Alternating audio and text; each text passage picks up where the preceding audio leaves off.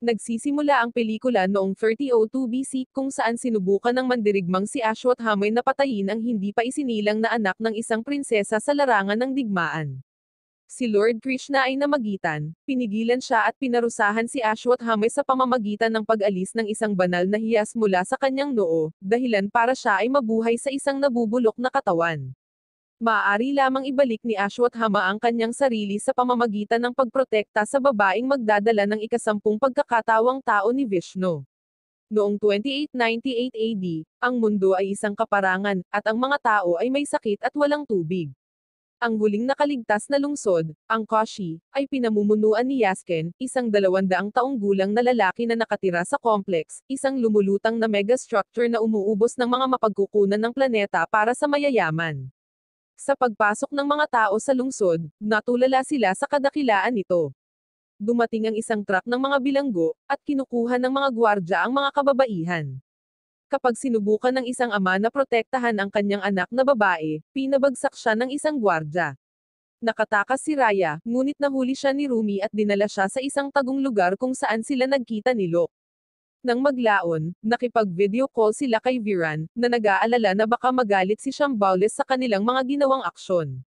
Nakilala nila ang isang buntis na babae, si Divya, ngunit ang isang pagsubok ay nagpapakita na ang kanyang magiging anak ay hindi ang muling pagkakatawang tao ni Vishnu.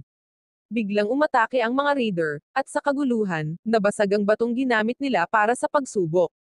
Kinuha ni Raya ang isang piraso nito habang pinapatay ni Rumi ang isang raider, ngunit pareho silang nahuli ni Divya. Dinala sa complex, inatake ng isang leon si Rumi, ngunit pinigilan ito ni Commander Manas. Nagbanta siya na papatayin si Divya maliban kung ibunyag ni Rumi ang lokasyon ni Shambhala. Hinimok ni Divya si Rumi na huwag sumuko, alam niyang mamamatay siya sa alinmang paraan. Binaril siya ni Manas, at sinugod siya ni Rumi, ngunit huli na ang lahat. Ipinahayag ni Yasken ang kanyang sarili na nag-iisang Diyos. Nang magsalita si Rumi tungkol sa galit ng mga Diyos, binaril din siya ni Manas. Nag-aalok si Yasken ng reward para sa paghuli sa mga rebelde habang nanonood si Miriam sa isang hologram. Hinabol ng mga raiders ang natitirang mga rebelde, at si Lok ay na-corner hanggang sa dumating si Berova at ang AI na kotse, si Buji. Si Berova ay nagpakita ng isang malupit na galaw ngunit mabilis siyang nakatulog. Inaasar siya ng mga raider, kaya tumugon si Berova sa pamamagitan ng musika, mga trick, at isang maliit na paputok na nililito sila gamit ang hologram. Pagkatapos ay ipinakita niya ang kanyang sarili, sinira ang suot ng isang raider, sinuntok ang isa pa na tumilapon sa isang gusali, at sinipa ang iba patungo sa isang tulay. Tinapos niya ang laban gamit ang isang malakas na suntok, ginamit niya ang 2 raider bilang cover sa kanyang pagkahulog. Pagkatapos, hiningi ni Berova ang kanyang bayad at napansin ng isang banal na simbolo sa sinturon ng pinuno ng grupo. Samantala, ang mga nahuli na kababaihan sa complex ay bahagi ng Project K, isang eksperimento upang mapahaba ang buhay ni Yasken gamit ang isang serum na nagmula sa artificial na inseminated fetus. Si Psalm 80, isang kasambahay, ay nagsuri sa mga bilanggo, at isang babae ang umamin na sana ay hindi siya naging babae upang maiwasan ang kapalarang ito. Pinangangasiwaan ni Manas ang proseso ng insemination sa kabila ng babala ni Yuri na hindi mabubuhay ng matagal ang mga babae. Hindi pinapansin ng mga panganib, nag-utos si Manas ng maagang pagkuha, na pinatay ang isa sa mga babae. Nang hilingin ni Yuri na malaman ang katotohanan tungkol sa Project K, tumanggi si Manas at dinala siya upang makita ang hari. Nakita nila si Counselor Bani, na dinadala sila patungo sa Royal Chamber. Si Yasken, na konektado ng mga tubo, ay tumatanggap ng iniksyon ng serum mula sa kamay ng isang robot. Si Yasken ay bumagsak ngunit sa lalong madaling panahon, siya ay bumangon, na nagpapahayag na ang serum ay nilagyan ng lason. Sinaksak siya ni Yuri, ngunit si Yasken, na hindi kailanman makaramdam ng sakit, ay nagsabi kay Yuri na hindi siya tinatamaan ng kamatayan. Nang aminin ni Yuri na sinusubukan niya siyang patayin para sa kabutihan ng lahat ng tao, pinainom siya ni Yasken ng sarili niyang mga luha, at agad siyang pinatay. Pagkatapos ay inutusan ni Yasken sina Bani at Manas na maghanap ng isang babae na maaaring magdala ng formula sa loob ng 150 araw. Sa women's quarter, nanginig si Psalm 80 matapos masaksihan ang pagkamatay ng isang babae kanina. Sinuri niya ang kanyang tiyan, na nagpapakita na siya ay buntis ng higit sa 150 araw ngunit itinago niya ito. Ang isa pang babae, si Lil, ay nagbanta na sasabihin niya ito sa mga siyentipiko dahil hindi pa ito nangyari noon. Kinumbinsi siya ni Psalm 80 na maghintay, alam niyang papatayin ang sanggol. Iginiit ni Lil na isa lamang itong eksperimento sa laboratorio, hindi isang tunay na sanggol. Ginugugol ni Berova ang kanyang gantimpala sa isang pambihirang itlog. Inanyayahan siya ni Luke na sumali sa koponan, ngunit tumanggi si Berova, sinabing ang digmaan ay walang mabuting patutunguhan. Ibinahagi niya ang kanyang kwento ng pagiging ulila sa digmaan at pinalaki ng isang sundalo na kalaunan ay sinubukan siyang ibenta sa complex. Ipinagkanulo ng sundalo si Berova, at sa kalaunan ay ibinenta siya sa gwardya ng complex. Habang nakikinig si Luke, isang alarma ang tumunog, isang hudyat na may nakapasok, at naghahanda silang umalis. Sa bahay, nakakita si Berova ng mga lalaking naghahanap ng kanyang mga gamit na humihingi ng bayad para sa kanyang mga utang. Dumating si Leon, ipinaalala sa kanya na may utang siyang 20,000 units at kung hindi siya magbabayad, kukunin nila ang kanyang sasakyan. Biglang sumulpot si Roxy, pinatumba ang mga nanghihimasok at humihingi rin ng pera sa kanya. Nag-aaway sila, ngunit pinaglaruan lang siya ni Berova sa buong oras. Naiinis, umalis si Roxy, ngunit sumunod si Berova, na nanunumpa sa kanyang pagmamahal. Bagamat may pag-aalinlangan, pumayag si Roxy na tulungan siyang makapasok sa complex. Sa complex, ang mga siyentipiko ay nag-anunsyo ng isa pang round ng mga pagsubok para sa mga kababaihan. Kinabukasan, inirehistro ni Roxy si Berova bilang bisita. Sa loob, si Berova ay humanga sa mayamang lugar, at magkasama silang naglalakad doon, kumakain ng sariwang prutas, sumakay ng kabayo, at nakikita ang karagatan. Pagkatapos pumasok sa isang magarbong party, pinabagsak ni Berova ang isang estatwa, na nag-alerto sa mga gwardya, dahilan para siya ay palayasin doon. Samantala, pumunta si Bunny sa disyerto kung saan natuklasan niya ang isang maalamat na busog. Bumalik sa complex, napansin ng isang gwardya ang pagbubuntis ni Psalm 80, na iniulat ni Lil. Kasabay nito, si Raya ay hinahabol ng isang raider at isang robot. Siya ay tumakas sa disyerto, nahulog sa isang yungib, at itinapon siya ng robot. Lumitaw ang isang matandang lalaki, na hindi nasasaktan sa mga pag-atake ng robot, at sinira ito, ngunit si Raya ay nawalan ng malay sa panahon ng enkwentro. Bumalik sa complex, ipinaalam ng gwardya kay Manas ang pagbubuntis ni Psalm 80 at nag-utos ng agarang pagkuha, na hindi nagpapakita ng anumang awa sa bata. Maya-maya, nagising si Raya at nakita niyang duguan ang matanda, ngunit parang wala siyang pakialam sa matanda. Napagtanto niya na nagsasalita ang matanda ng sinaunang wika at hiniling sa kanya na sumali sa mga rebelde. Tumanggi siya, isang tao lang daw ang ipinaglalaban niya. Sa complex, nakakabit si Psalm 80 sa makina ng pagkuha, ngunit ang pagkabigo ng kuryente ay nag-trigger ng alarma. Samantala, sinubukan ni Bunny na kunin ang busog ngunit napaatras siya dahil sa malakas na enerhiya, habang ang matandang lalaki sa kuweba ay nakakaranas ng isang malakas na pangitain. Dahil sa malfunction ng makina, inilabas ng makina si Psalm 80, at siya ay napunta patungo sa incinerator. Si Lil, isang undercover na rebelde, ang nagligtas sa kanya, at sila ay tumakas sa mga lagusan. Nakatagpo nila ang mga gwardya, at nilabanan sila ni Lil, na nagbibigay ng oras kay Psalm 80 upang makatakas. Gayunpaman, na-trigger ni Psalm 80 ang bitag na naglalabas ng flamethrower. Sa kuweba, inilagay ng matanda ang kumikinang na bato ni Raya sa kanyang noo, na nagpapakita na siya ay si Ashwatthama. Si Psalm 80, hawak ang kanyang tiyan, ay naglalakad sa apoy nang hindi nasaktan. Sa bayan, tumama ang kidlat sa isang gusali, at sinalo ni Berova ang bumabagsak na debris, na nagpapakita ng isang kumikinang na simbolo ng relihiyon. Ang mga gwardya na humahabol kay Psalm 80 ay nasunog ng apoy. Siya ay bumagsak ngunit nailigtas siya ng mga rebelde bago dumating si Manas. Kinaumagahan, nakipagkita si Manas kay Bunny, na nagpapakita sa kanya ng maalamat na busog. Kapag sinubukan ng isang makina na kunin ito, sinisira ng kapangyarihan ng busog ang makina. Humingi si Manas ng siyentipikong paliwanag, ngunit nagbabala si Bunny na ang ilang bagay ay hindi kayang maipaliwanag ng mga bagay na gawa sa tao. Nagising si Psalm 80 sa isang rebeldeng sasakyan patungo kay Shambhala. Tinanong siya ni Viran tungkol sa Project K, ngunit wala siyang alam na nagpagalit sa kanya. Sinabi ni Kira kay Psalm 80 na si Miriam at ang kanyang mga ninuno ay naghihintay sa kanya sa loob ng maraming siglo. Nang tanungin ang kanyang pangalan, ipinakita ni Sam 80 ang ID sa kanyang braso, at pinalitan ni Kira ang kanyang pangalan bilang si Sammy. Ang sasakyan ay pinahinto ng mga raider, ngunit ang mga rebelde ay nagpapanggap na mga scavenger. Ang isang gwardya ay naghagis ng metal sa kotse, na nagpapakita na ang sasakyan ay isang hologram. Pinatay ng mga rebelde ang mga raider ngunit nag-trigger ito ng alerto, na pinilit silang tumakas. Natanggap ni Berova ang alerto sa disyerto. Hinabol ni Kira ang isang raider gamit ang hoverbike, naghulog siya ng bomba upang sirain ang sasakyan ng raider. Dumating ang mas maraming raider, at sumiklab ang isang putukan. Nabangga ang sasakyan ni Kira ngunit nagawa niyang labanan ang mga raider na pumasok sa sasakyan ng mga rebelde. Habang sinusubukan ng raider na kaladkarin si Kira, iniligtas siya ni Sam 80 at Aju, ngunit alam ni Kira na huli na ang lahat.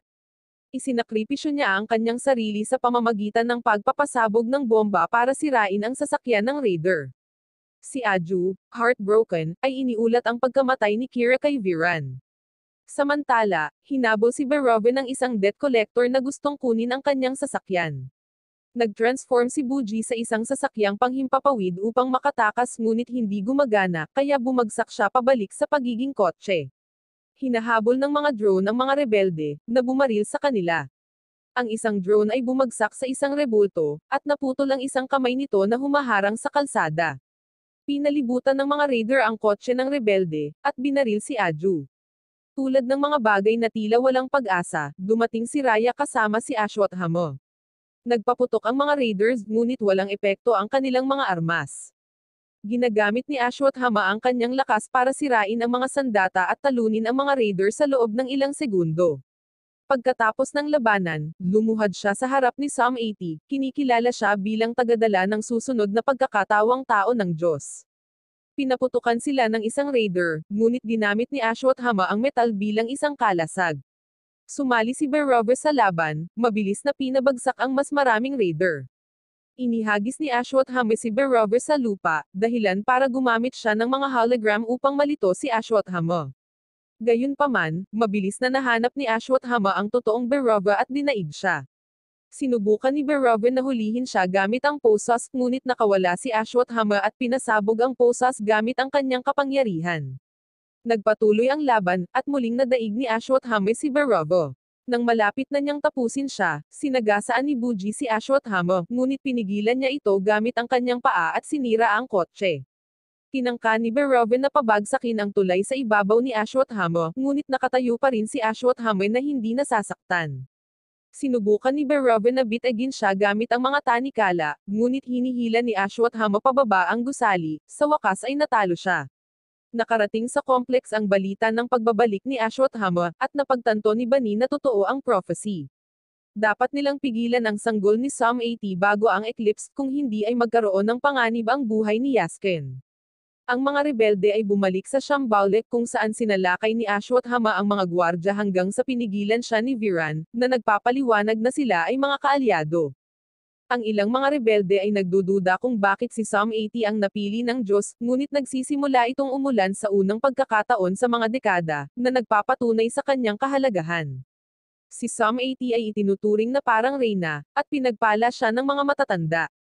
Inihayag ni Miriam na ang isang compass na tumuturo kay Sam 80 ay naging sanhi ng paglaki ng isang puno, kung saan itinayo ang Shambhala. Sa disyerto, nagising si Berova na napapalibutan ng mga gwardya na nagsasabi sa kanya na siya ay nasa blacklist at permanente na siyang pinagbawalan na pumasok sa complex. Nalungkot, bumalik si Berova sa kanyang apartment, handang sumuko. Gayunpaman, nag-aalok si Locke na patutunayan ang kanyang sarili at ipasok siya sa Shambhala. Sumang-ayon si Berova, ngunit sa isang pagbabalik tanaw, ipinakita na nakipag-deal siya kay Manas kung makuha ni Berova si Sam 80, papayagan siyang bumalik sa complex.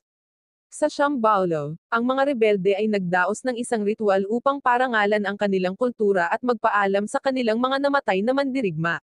Sa panahon ng seremonya, nakita ni Sam 80 ang hindi mabilang na mga bangkay sa paligid niya, na nagdulot sa kanya ng pagdududa kung kabilang siya doon. Tinanong ni Raya si Ashwatthama tungkol sa lumang digmaan, at ibinahagi niya na natalo siya sa isang prinsipe na may banal na busog, ngunit iniligtas siya ng kanyang kapatid na si Karna, ang orihinal na may-ari ng busog. Samantala, inaayos ni Berova ang kanyang sasakyan upang ihanda ito para sa paglalakbay sa Shambhala kasama si Luke. Napansin ni Ashwatthama na sinusubukan ni Psalm 80 na umalis sa takot na ilalagay niya sa panganib ang lahat. Kinumbinsi niya itong manatili sa pamamagitan ng pagbibigay ng talumpati sa responsibilidad. Dumating sina Luke at Berova sa Shambhala, at mabilis na pinabagsak ni Berova ang mga gwardya. Nakaramdam ng problema, sinubukan ni Ashwatthama na umalis kasama si Psalm 80, ngunit ang kanilang landas ay hinarang ng isang figure na kahawig niya. Naglaban sila, ngunit sa lalong madaling panahon ay nadaig ni Ashwatthama ang peke, na inihayag na ito ay si Berova na gumagamit ng isang hologram. Sinubukan ni Psalm 80 na tumakas, ngunit iniiwasan ni Berova ang mga pag-atake ni Ashwatthama at sinunggaban siya. Iniligtas ni Ashwatthama si Psalm 80 at itinapon si Berova sa tulay. Bagamat nakaligtas si Berova gamit ang kanyang hover boots, ngunit tinapakan siya ni Ashwatthama, sinisira ang kanyang hover boots. Nagpaputok si Buji ng missile, ngunit ibinalik ni Ashwatthama ang missile, dahilan para siya ay sumabog, at itinapon niya si Berova sa apoy. Nag-transform si Buji bilang robot na pinoprotektahan si Berova mula sa apoy. Nang dumating ang mga gwardya upang tumulong, sinalakay ni Manas at ng kanyang mga sasakyang panghimpapawid ang Shambhala. Nilabanan ni Berova si Ashwatthama, at dahil sa kanilang lakas, nawalan ng balanse si Buji. Sinubukan ni Berova na tumakas, ngunit hinihila siya ni Ashwatthama palabas ng tulay. Sinalakay ng mga sundalo ni Manas ang Shambhala, sinira ang force field gamit ang isang malakas na laser. Lumaban ang mga rebelde, pinabagsak ang mga sasakyang panghimpapawid ng kaaway gamit ang isang shockwave cannon at gumagamit ng mga hoverbike at mga kalasag upang labanan ang mga mananakop. Sa gitna ng kaguluhan, iniligtas ni Berova at Buji ang mga babaeng nakulong sa ilalim ng mga debris. Hinaharangan ni Ashwatthama ang flamethrower ni Berova at pinigilan si Buji, dahilan para bumagsak siya sa larangan ng digmaan. Si Manas ay nagpaputok muli ng laser, na labis na natalo ang mga rebelde. Si Psalm 80 ay inilagay sa isang sasakyang panghimpapawid upang makatakas, ngunit si Miriam ay gumagamit ng mga letigo ng enerhiya upang ibagsak ang mga kaaway. Napagtantong malapit ng makatakas si Psalm 80, sinira ni Manas ang sasakyang panghimpapawid na naging sanhi ng pagkahulog ni Miriam. Habang tumatakas si Psalm 80, nahuli siya ni Manas gamit ang mechanical harness. Sinubukan ng isang rebelding drone na iligtas siya, ngunit binaril ito ni Manas. Nakuha ni Ashwatthama si Psalm 80 sa kalagitnaan ng labanan, ngunit nadulas siya, mabuti na lang ay hinawakan siya ni Berova. Hinawakan ni Ashwatthama ang mga binti ni Berova, hinihila silang dalawa pabalik sa kaligtasan sa tulay, at pagkatapos ay sinuntok niya ng malakas si Berova. Ginulo ng mga kalaban si Ashwatthama habang kinukuha ni Manas si Psalm 80 at dinala siya sa kanyang sasakyan. Walang magawa si Ashwatthama habang nasusunog ang sagradong puno. Isang nahulog na dahon mula sa puno ang dumapo sa kanyang tungkod, at nahulog ito sa kamay ni Berova. Ang tungkod ay kumikinang, nagising si Berova bilang reincarnation ni Karna, ang kapatid ni Ashwatthama. Nang ma-unlock ang kapangyarihan ng tungkod, nagpaputok ng apoy si Berova sa sasakyang panghimpapawid ng kaaway, na pinahinto ang isa gamit ang kanyang kamay at sinira ito. Hinaharangan niya ang lahat ng paparating na bala, sinisira ang mga sasakyan sa paligid ng tulay. Naalala ni Ashwatthama ang huling labanan ng sinaunang digmaan habang pinaputok ni Manas ang kanyang kanyan. Tumalon si Berova sa sasakyan, hinarang ang putok, at pinatay si Manas kasama ang mga tauhan. Ang kapangyarihan ng tungkod ay siyang nagpabagsak sa mga sasakyan ng kaaway, at si Berova ay nakatakas kasama si Psalm 80 bago gumuho ang tulay. Habang bumabagsak ang tulay, bumalik sa normal si Berova, hindi alam ang nangyari. Sumakay siya kay Buji, na ngayon ay nag-transform bilang isang robot upang makatakas kasama si Psalm 80. Lumapit si Ashwatthama at sinubukan silang pigilan, ngunit pagkatapos ng pakikibaka, nag-activate si Buji ng dagdag na kapangyarihan, at lumipad sila palayo. Sinasalamin ni Ashwatthama ang araw na iniligtas siya ng kanyang kapatid na si Karna sa sinaunang digmaan, isang sandali na hinuhulaan ni Lord Krishna. Nagtatapos ang pelikula sa complex kung saan ipinakita ni Bani kay Yaskin ang tanging patak ng serum na nakuha nila mula kay Psalm 80. Ini-inject ito ni Yaskin sa kanyang sarili, nakaramdam siya ng lakas na nagpapabalik sa kanyang kabataan at nagpapahintulot sa kanya na gamitin ang maalamat na busog ng hindi nasasaktan. Wow naman! Doon nagtatapos ang pelikula mga idolo, salamat sa inyong panonood.